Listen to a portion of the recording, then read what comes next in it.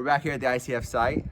Previously we talked about doing the footer, snapping lines, setting the first few courses, and rebar. And now we're here today to talk about the next steps, which are putting up bracing, doing window placement, building the bucks, setting the bucks, and all that fun stuff. So let's get going.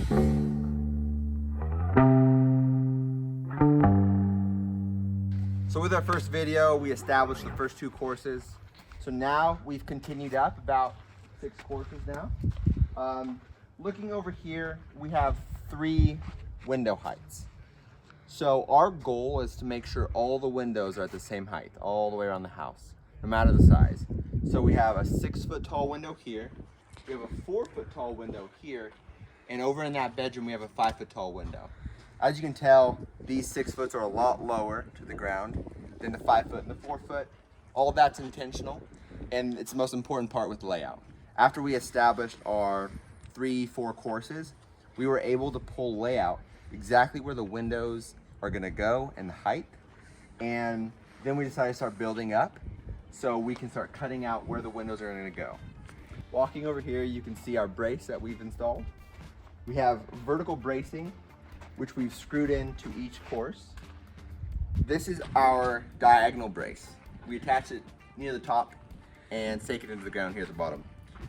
It keeps the wall plumb. So as we twist this, the wall will move out or in and make sure that the wall stays perfectly level all the way through. And like I said, all these will get a diagonal brace so that we can adjust every 4 foot so the entire wall is not gonna be bowing or anything. Walking over to this window buck, when we pour concrete, there's a lot of weight with it. And if we were to pour the concrete against these window bucks without bracing, the window bucks would bow. So to keep that from happening and to make sure that our window has a nice square place for it to sit, we added 2 vertical and 2 horizontal 2x6s to keep it from bowing at all.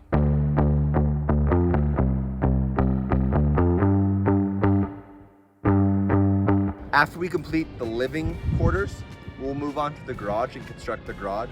The garage will be 3 courses taller, which will require taller bracing, which we don't have quite yet. We'll get that, and you'll see that in the next video.